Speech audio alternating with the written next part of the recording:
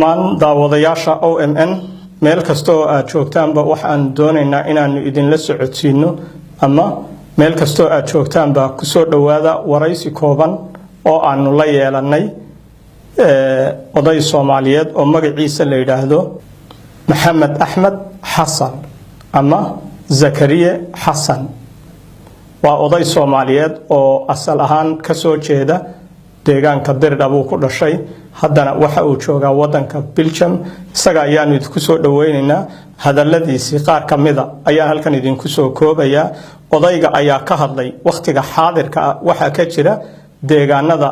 labada shacab ee walaalaha ah Oromada iyo Soomaalida waxa ka taagan deegaanada labada shacab ee walaalaha cid waliba waxa ay ka dheregsan tahay in dawladda gumaysiga Itoobiya ay rabto inay uga faa'iideysato halganka dhabta ee ka hana qaaday deegaanada Oromiya ee shacabka Oromadu ay doonayaan in ay kaga takhalusaan dawladda gumaysiga Itoobiya marka odayga ayaa inoo faahfaahin doona hawsha inta badan aniguna dhinacayga waxa aan doonayaa inaan waxyaabaha qaar aan idin sii iftiimiyo dawladda gumaysiga Itoobiya ayaa markaa rabta inay adeegsato barasaabka u fadhiya dawlad deegaanka Soomaalida Itoobiya waxa lagu magacaabo ama ninka magaciisa la yiraahdo Cabdi Ilay isku sheega in uu yahay madaxweynaha u adeega daba dhilifka iyo waliba inta isaga daba socota dhamaantood dhinaca kale cid waliba waxa ay ogsoon tahay deegaanka Oromiya waxa ka jira halgan dhab ah oo la doonayo in lagaga takhaluso dawladda gumaysiga Itoobiya halgankaas oo meel fiican hadda maraya ayaa dawladda gumaysiga Itoobiya markii ay u babac dhigi kari weyday halgankaasi waxa ay samaysay in ay iska hor keento labada shacab ee walaalaha ah iyadoo adeegsanaysa maamulku sheega dawlad deegaanka Soomaalida Itoobiya ee u adeega cadawga Itoobiya dhinaca kale odayga ayaa ka hadlay dadka Soomaaliyeed ama shacabka Soomaaliyeed ee ku nool deegaanada ismaamulka Soomaalida Itoobiya idinka laftarkiinu maxaad uga dhidhii weydeen maxaad u kici weydeen maxaad u halgami weydeen maxaad u raaci weydeen dadka shacabka ee Oromada ee doonaya gumaysiga muddo dheer ina soo haystay idinna maxaad u raaci weydeen oo u kaalin weydeen haddii aad raaci kari weydaan maanta laftarkeeda maxaad u hor istaagaysaan gumaysiga dadkani waa dad xoog leh hanti leh awood leh dhul ballaaran leh dawladii bay kiciyeen ama way lilijiyeen oo waxay kiciyeen shacabkoodii joogay gudaha iyo dibadda marka siyaabaha ay adeegsanayso dawladda gumaysiga Itoobiya ayaa ah in ay iska hor keento labada shacab ee walaalaha ah sida Oromada iyo Soomaalida dhinaca kale halganka dhabta ee ka hana qaaday Oromiya gudaheeda waxa loo baahan yahay inana kacno oo aan la garab istaagno heel iyo hooba wixii aynu awoodi karno odayga ayaa waliba haddana waxa uu ka sii dardaarmay waxaynu leenahay dhaqan hidaynu leenahay caadaynu lahayn geed hoosteed baa lagu wada hadli jiray odayaal baynu leenahay waxgarada in la isu keeno labadii dhinac odayaashii in geed hoosteed la isla fadhiisto wixii dhiba ee jirana in la xalliyo ayaan kula dardaarmi lahaa buu leeyahay odaygu waad ka dhageysan doontaan insha Allah haddii uu Ilaahay yiraahdo dhinaca kale odaygu waxa uu ka dardaarmay halganka Oromada ee ka soconaya dhammaan deegaanada Oromiya la gumaysto walaalayaal waa in aynaan ku noqonin turunturo waa in aynaan hor istaagin waa in wixii aynu ku awoodi karno ama aynu ku gargaari karno aynu la garab istaagnaa haddii ay jiraan wax dhibaatooyina ama gardarooyina oo la isku dhacay labada dhinac deegaanka Soomaalida iyo deegaanka Oromada haddii uu jiro wax dhib ahi waxa sameeyay gumaysiga Itoobiya ayaa sameeyay oo fangareeyay oo lacag ku bixiyay taasna waxaan idinkala dardaarmayaa inaad saas u ogaataan dhinaca kale waa in lagu dhameeyo wada hadal iyo wada xaajood inama soo gumaysanin shacabka Oromiya dadka Soomaaliyeed ee Soomaalida Itoobiya Oromo ma gumaysan iyagaba waa la gumaystaa gumaysigu wuxuu ahaa kan dhowr boqol oo sanadood la ina soo wada gumaysanayay maanta Oromo waxay gaadhay ilbaxnimo horumar isku filaansho midnimo ismaqal istaba socod iyo inay iska tuuraan heeryada gumaysiga inana waa inaynaan gumaysiga caawinin waa inaan caawinaa walaalaheena Oromo meel kasto ay joogaanba dhulkeenana waa inaan ku badbaadinaa waa inaan ku ammaan gelinaa ayuu leeyahay odaygu dhulkeena ku soo dhawaada odayga iyo dardaarankiisi السلام عليكم ورحمة الله وبركاته horta aad baan ugu mahadnaqaynaa maaragtay Oromo Media Net oo nagu soo casumadeeyay khadka si aan maaragtay aan bal wixii annagu aan ka qabno dhibaatooyinka maanta meesha ka taagan inaan xaggan aan ka sheegno ay tahay dhibaatooyinkani maxay ka yimaadeen sidayna u yimaadeen maxaana ka dambeeya ay maaragtay ay su'aashu ay tahay anuu haddaan maaragtay isku keen macneeyo waxa weeyaan maxamed axmed xasan baa la yidhaha zakariyana waa la yaqaanaa ku dhashay magaalada maaragtay Dardawe in badanna Jarmanka joogayay buugadna qoray arrimahana buugad ka qoray maanta horta waa fursad fiican inay tanina siiyaan oo anigoo haddana maaragtay gudoomiyaha ururka Somali Regional Democratic Alliance urur maaragtay ninkaan isku xiraya dadka Soomaalida regionka sidaa daraadeed maantahan horta fursadan iyaan doonaynaa inaan ka faa'iidaysano anigii caliba si aan bal dadkeennii maaragtay aan dhaqan celinna aan u siino dhibaatada meesha ka jirtana annagiyo maaragtay Oromada in aan bal waxaan ka faafino oo wax ka sheegno historically aan ka socono historically aan wax sheegno historically Oromo Somali ma guumaysan Somalina Oromo ma guumaysan historically Oromo Somali genocide kuma samay mana baabi'in jirin hablahoogana maaragtay ma farxumaynayn historically kolka eegtid anvers on the other side Somalidu Oromo genocide kumay samayn may baabi'inayn xoolo kamay dhacayn dadka hablahoogana maaragtay ma farxumaynayn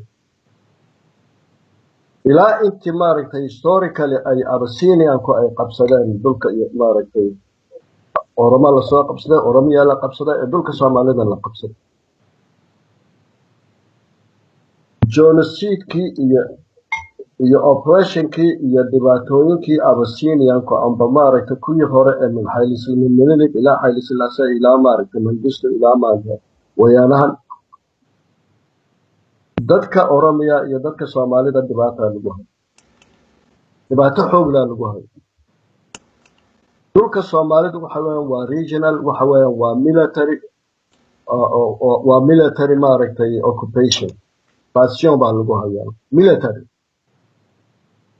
dadka Soomaalida waxa weeyaan waa dadka aad loo guumaysto dadka aad loo gumaadana waa iyaga maanta dadka Soomaalidu wax ay ummadda Oromada ay ka sheeganayso leedahay Oromo maanta waxa lagu sameeyay majo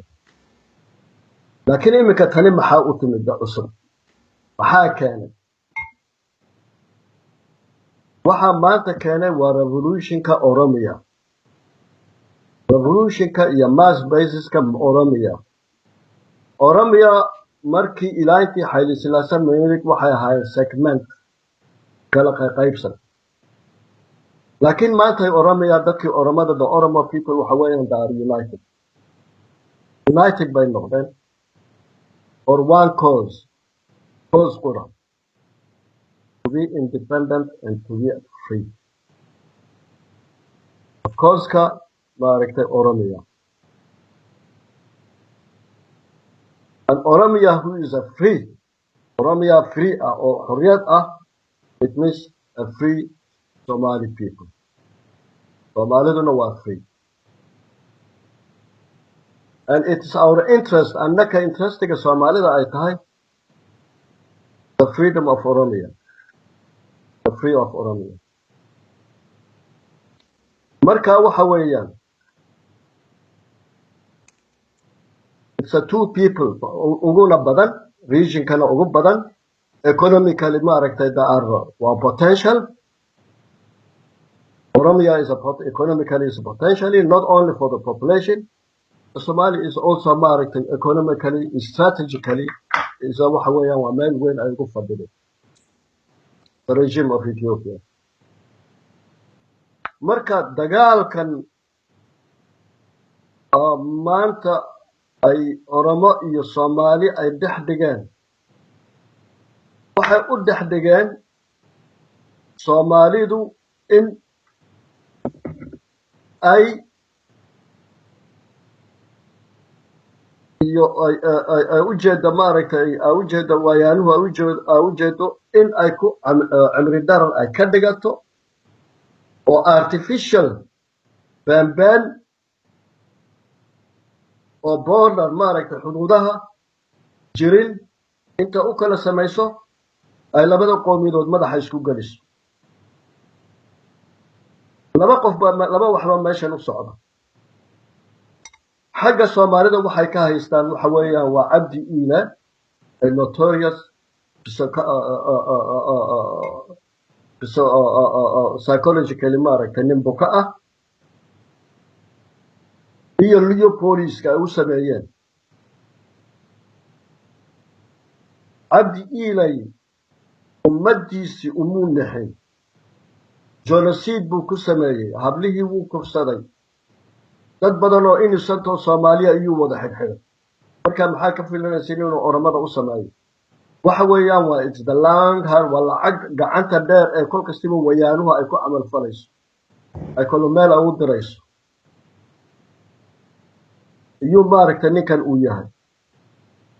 maanta maaragtay incident ta kale ay iyakuna ay haystaan waxa weeyaan dhibaatada kale waxa weeyaan OPDU iyo maaragtay liu force-ga maaragtay ay OPDU-ga ay wadato oo iyakuna dhibaatooyin kale maaragtay meesha abuuraya. waxa weeyaan waa shicib masaakiina oo fadhiya meesha in ay maaragtay dhexdooda dagaalka ay bilaabayaan dhexdooda inuu shicib ku baabao, shicibkuna isku adowsado weeyaan labada shicib ee maaragtay Oromia iyo ummadda Soomaalida. meesha in hadalka inaan nagu badina waxa weeyaan wayaane wuu dhammaaday, waqtigiisa wuu dhammaaday, wuu khalaas una sii socdaa. waxa qorigu ku sii socdana waxa weeyaan inuu labada ummadood inuu madaxa isku galiyo uu cimri dheer u ka sii dhigto. marka waxa weeyaan taa in ay dadkeenu ogaadaan weeyaan, dadka taa weeyaan maaragtay dadka Soomaalidu inay ogaadaan. maanta waxaan anigu aan ku farxi lahaa oon jeclaan lahaa mass movementka maanta Oromadu ay samaysay inay Soomaalidu ay samayso. waayo hadday maanta ay Soomaaliduna sidaa mass movementka ee nabadgelyada ee adduunka maaragtay tusay, waa revolution cusub weeyaan ee Oromadu ay la timid. in aan taayoo kale ay ummadda Soomaalidu maanta ay la timaado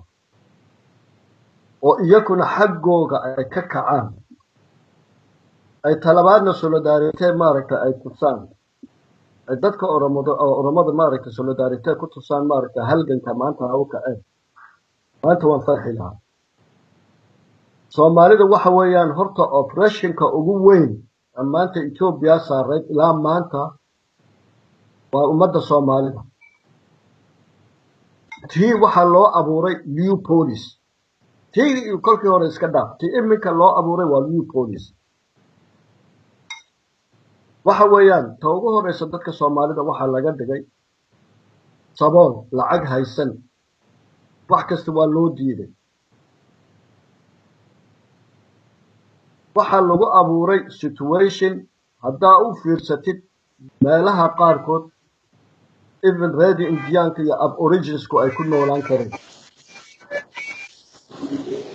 yaa loo abuuray, yaa lagu abuuray maaragtay dadkii maaragtay Soomaalida. soomaalida waxa weeyaan hadduu dhaqaaq yar dhaco waxa weeyaan waa genocide waxaa la samaynayaa collective punishment wax la yidhaaho oo dadkooda lagu baabi'inayo maanta waxay heleen fursad iyay maaragtay wayaanuhu helay weligii yaalihii kamuu fikirin maaragtay oo wayaanuhu oromada iyo amaas sidaa u kacaysa weligii kamuu fikirin biggest nation in Ethiopia waa ummadii ugu badnayd Ethiopia marka ma jabin karayo siduu ku jabin karayaa marka wax weeyaan maaragtay mass basis mass revolution ka oromada maanta ka wax weeyaan inuu abuuro conflict kala ka abuuro meelo kale laga soo galo meelo kale dagaalamo maaragtay oromada lagaga wado si attentionkii ummadda oromadu u lahaayeen ay maaragtay revolutionka u lahayn attentionkooga lagu jeediyo ethnical conflict waxa la yidhaah in lagu jeediyaa la doonayaa waxaa la doonayaa in la abuuro national chauvinism oromia wax la yidhaah bay doonayaan inay ku abuuraan ay yidhaaheen look waa kaa waa national chauvinism oromia iska inay yidhaaheen in markaa taal dadkeena aan ka dhaadhicno soomaalida in laga dhaadhiciyo waxa weeyaan waxa socda is a mass movement is a revolution waa revolution waxa meesha socda in a revolutionka laga qayb galo in revolutionka la taageero taan anu dadkayga aan ka codsanayo dadka soomaalida aan ka codsanayo waa taa weeyaan in wayaanahani wuxuu wado iyo cabdi iile waxay u wadaan in ay kol kastaba maaragtay ay dagaal gooniya ku qaadaan ina iyaku imika ay kacaanad ay abuuraan movementkooda movement imika ahaan lamida kaayoo kale way abuuri karayaan abuuraan strategically ummadda soomaalida meel fiican bay joogtaa meel fiicanna waa fadhida economically maaragtay wayaanaha total baaba baa laga dhigi he won't exist ma sii joogi doono maaragtay hadday soomaalidu kacdo wayaanuhu ma joogi doono maaragtay within five months ma joogi doono inaa horta aan fahamno maxaa jira meeshan waxaa jira wax ri'aala jira wax runaa jirta runtaasi maxay tahay waa oromo revolution movement reality waa realityga waa taa weeyaan wayaane wuu iska celin karayaa mass movementka oromada waa no ay haddaba siduu samayn inuu maaragtay movementka uu baabi'iyo waa systemkii Machiavelli iyuu meeshan iminka isticmaalaya are we stupid annaku stupid ma nahay annaku stupid ma nahay mataa maan fahmi kari weyno waa maaragtay intaa yara fahmi kari weyno maahayna soomaalidu oo fahmi kari weyno maahayna oromadu oo fahmi kari weyno labadii dhinacba wuxuu wataa maaragtay kliigiisii buu wataa cabdi iile iyo kliigiisii iyo maaragtay basaasiintiisii dhinacan kalena maaragtay wuxuu wataa maaragtay OPDU oo national chauvinism beenbeena abuuraysa xaggan kalena waxay abuurayaan national chauvinism beenbeen oo Soomaali ah labadaba in laga dhaadhiciyo weeyaan horta imika ahaan inuu national chauvinism inuu meesha ka dhex baxo wax maaragtay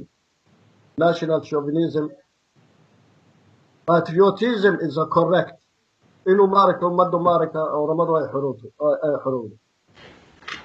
dadka Soomaaliduna xornimadoodu maanta waxay ku jiraataa inay xoroobaan inay oromada ay gacanta iswada qabsadaan iyakuna xaggooga ay ka kacaan ay xaggooga ka bilaabaan maanta hadday xaggooga Soomaalidu ay ka bilowdo maaragtay revolutionkaas wayaanuhu it will be easily will tagi ka socon meesha marka maxay samaynayaan Soomaalidii kolkii hore passive-ka ahayd dawad passive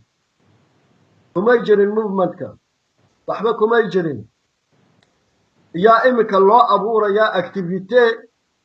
national chauvinism oo maaragtay negative ah oo xun oo ku jeedinaya ummadda oromadii kale meelaha kala deganaana waxaa laga dhaadhicinayaa oo PDUB iyo maaragtay askartii ay wadatay national chauvinism kale oo maaragtay cadownimo ay u abuurayso Soomaalida oo Greater Somalia baa meesha jirta ay leeyihiin.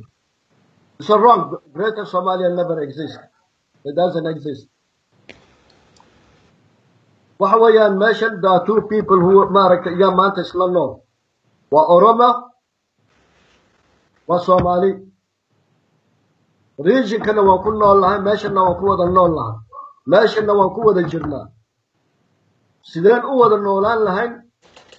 sideen maaragtay aan u heli lahayn xornimadeeni how can we get our freedom waa tay meesha taala weeyaan annagoo maaragtay mid wada soconna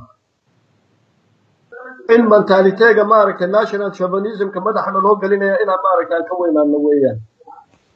wala dhalinyarada maaragtay Oromada intellectualkooga wala kuwa Soomaalida intellectualka inay taa ogaadaan weeyaan ina ummadooda laga dhaadhiciyo weeyaan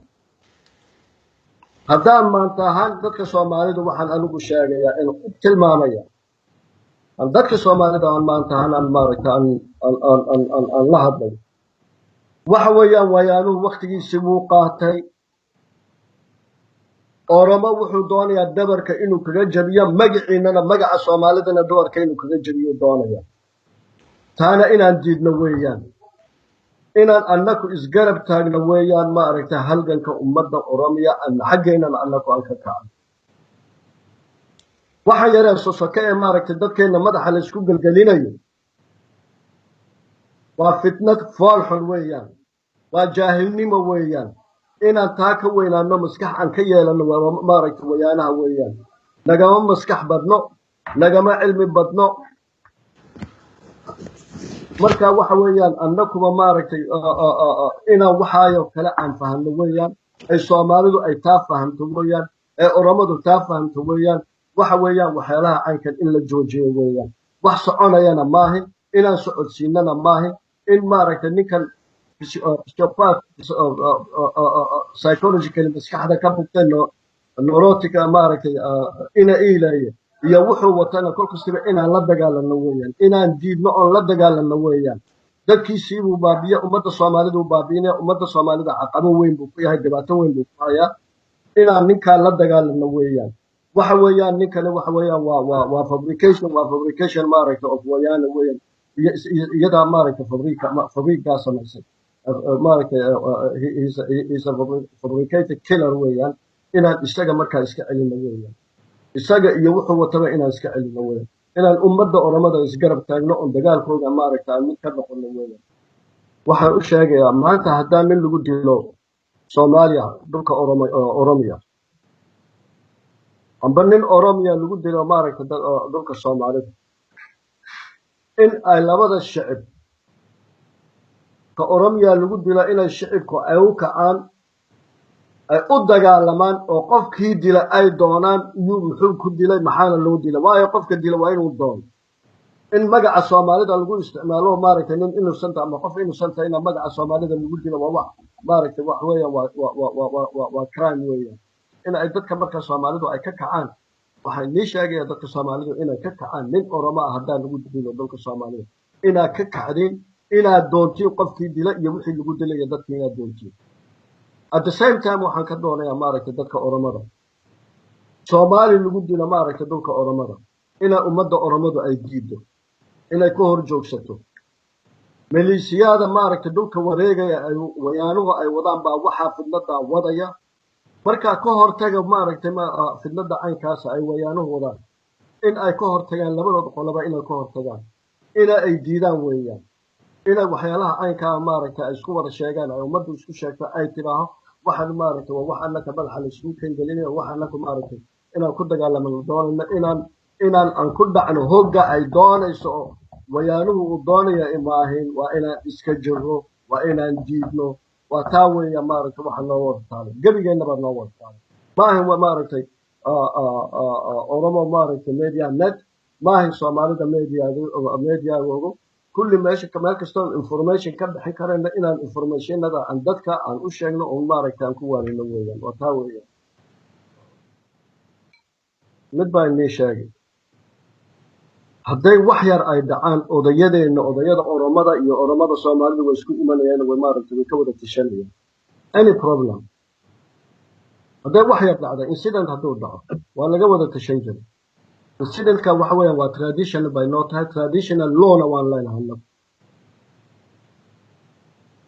oo traditional lawga uu leeyahay oromadu waxa weeyaan waa tu ilaa maanta lagu soo dhaqnaa oo maaragtay geda systemka maaragtay ay oromadu leedahay xeerka soomaalidu ay leedahay waa taan kol kastiba nabadgelyadeena iyo maaragtay kol kastiba maaragtay uu hadal uu noo wada socdo oo hadal wax kastiba lagu xaalaynayo oo nabadgelyo wax kastiba lagu xaalaynayo sidaa daraaddeed iyo confrontation oromo iyo soomaali ka dhex dhaca ay inuu u jiri jiray waayo odayaa meesha jiray maanta cabdi iilaya odayadii wuu la dagaalamay wuu maaragtay way jiraan odayadii wuu baabiyey maanta maxaa haday xagga waa xagga soomaalida waxaan ka hadlay xagga soomaalida markaa maxaa haday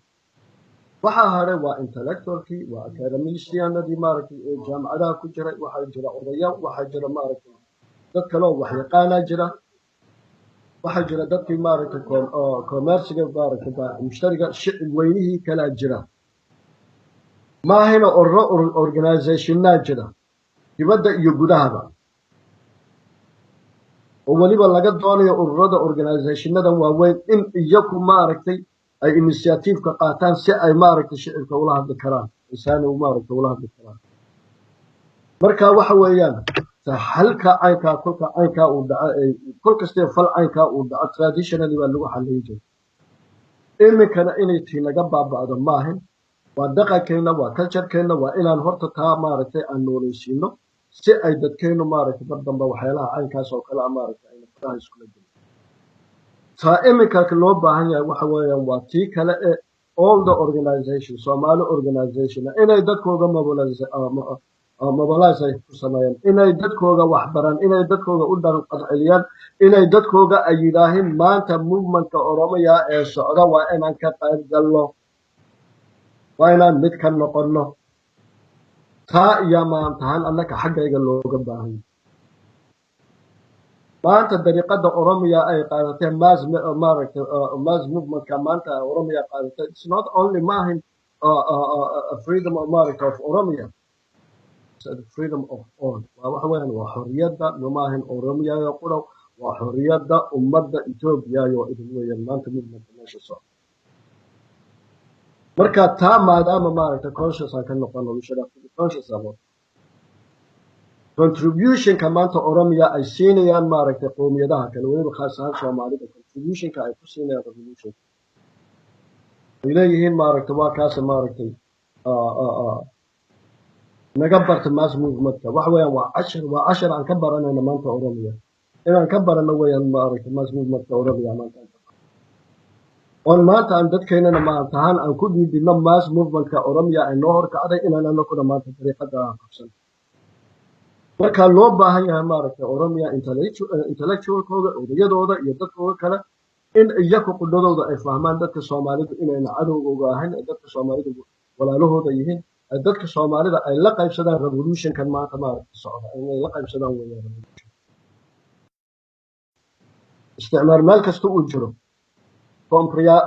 comprador la shaqeeyo lama waayo kul la shaqeeyo dabadhilifa lama waayo meel kastiba waa sidaa adduunka way wada jirtaa laakiin kuwa waxaan u sheegayaa the time is over waktigii wuu dhammaaday waktigii wuu dhammaaday wayaana ma sii jiri doono wayaana meeshiisi way ka baxday waxa weeyaan maanta xaggeen ka gallaa waxa weeyaan maanta halganka iyo revolutionka maanta han socda Ethiopia ka socda xaggeen ka soo gali karnaa waxa weeyaan taariikhduna waa in sheegi doontaa taariikhdu way tilmaami doontaa taariikhduna qofkii maanta ummadda wax ka geysta kamuu baxsan doono meeshuu tagi doonaa waxa weeyaan ninka maanta ummaddiisa baabi'inayo baritoola maaragtaa baritoola aqoomamayn meel ku qarin doontana ma jiro marka waxa weeyaan maanta ummadaadoo mid ka noqotid yaa maaragtay muhiima ummadda soomaalida maanta ahaan waxa aamusiisay waxa weeyaan soomaalidu oppression fool xun bay ku jirtaa they are very very oppressed ilaa maanta passive bay ka ahayn maanta ahaan revolutionka maaragtay Oromia maanta ka socda now iminka iyay fahmayaan iminka iyay maaragtay ay kacayaan waxa weeyaan iminka ahaan dibadda waan iska weydiinaa annagu waan is wada weydiinaa gudaha waan iska weydiinaa waxaa la og yahay ay dadku ay wada leeyihiin waxa weeyaan wayaanuhu wuxuu doonayaa inuu cimri darar ka dhigto inuu arnaka Oromada lagu daro dadka Soomaalidu way og yihiin dadka Oromadu inay cadowgooda ahayd laakiin mid baan kaaga ballan qaaday sooner or later dadka Soomaalidu maaragtay way ka kici doonaan new policy iyo maaragtay cabdi iilayna ummadda kuma tuman doonaan amba Oromada aan noqdaan amba Soomaalida aan noqdaan sooner or later iminka ummadda Soomaalidu waa inay taa ka kacdo waa inayna ka kacdo waa inay maaragtay new policy maaragtay wayaanaha maaragtay iska celiso ayna ogaato inay dadka Oromadu maaragtay cadowgooda ahayn ay ogaato inay maaragtay dadka Oromadu dhibaatada ay ku hayn ay ogaato dadka dhibaatada maanta ku haya iyaga ay cadaabaya ay maaragtay dhibaatada ku haya inay new policy iyo maaragtay inay iilaya iyo wayaanuhu ay yihiin taa aynu maaragtay Soomaalidu maanta way fahamsayeen inayna fahmaan weeyaan inayna Oromada ahayn weeyaan in maanta taa laga kaco maaragtay maanta maaragtay wixii maanta ka dambeeyana inay Soomaalidu maaragtay ay taa ay diidaan weeyaan ayna maaragtay dagaal maaragtay ay ku qaadaan weeyaan ayna ka kacaan weeyaan ayna maaragtay ay xuquuqdooda raadsanaan sida maaragtay dadka Oromada u raadsanaan maanta waa anigoo maaragtay Maxamed Axmed Xasan oo Zakariya Axmed Xasan loo yaqaano waxaan dadkeena ka codsanayaa dadkeena Soomaaliyeed ka codsanayaa waxa weeyaan toogu horeysa in maaragtay la sheego annaka maanta Oromana may guumaysana nagu maahan guumaysiga dadka nagu hayo waa naqaan guumaysana maanta dadkana cadaadinaya waa naqaan dadkana gumaadi jiray waa naqaan dadka xoolaheena bixi jiray waa naqaan dadka hablaheena kursanaya waa naqaan dadka ilaa maanta noo diidan inaan nolol aan gaadnana waa naqaan maanta Oromia way diiday waan kacnay ilaahan waan diidnay maanta xor baan doonaynaa ilaahay maanta annaka oo kolkii hore bariyii hore oo dhaqdhaqaaq wadi jiray waana la gumaadi jiray min Menelik Haile Selassie Mengistu ilaa maanta tani waan diidi jirnay maaragtay dhibaatada lagu hayo laakiin maanta maxaana aamusiyey maxaan u kicilaanahay maxaan maanta tahay Oromo maanta u kacalaano maaragtay ugu kici weynay maxaan maaragtay xornimadeeda maaragtay ugu daadsan weynay maxaan qoomiyadaha kale ee maanta kacaya sida maaragtay Amaara iyo maaragtay dadka kalena maaragtay lagu dayan weynay maanta waxa weeyaan haddaan maanta aan kici weyno maanta haddaanan maaragtay xuquuqdeena aan dowlo weyno waqtigu wuu socdaa wayaana wuu socday maanta meelaha markaad cushanaysid ma jirto sidii hore baan kusoo noqon doonaa maanta waxa weeyaan in maanta ahaan ay dhaqdhaqaaqa ee Oromadu ay samaysay inaan ku dayanno on dhaqdhaqaaqa aan samayno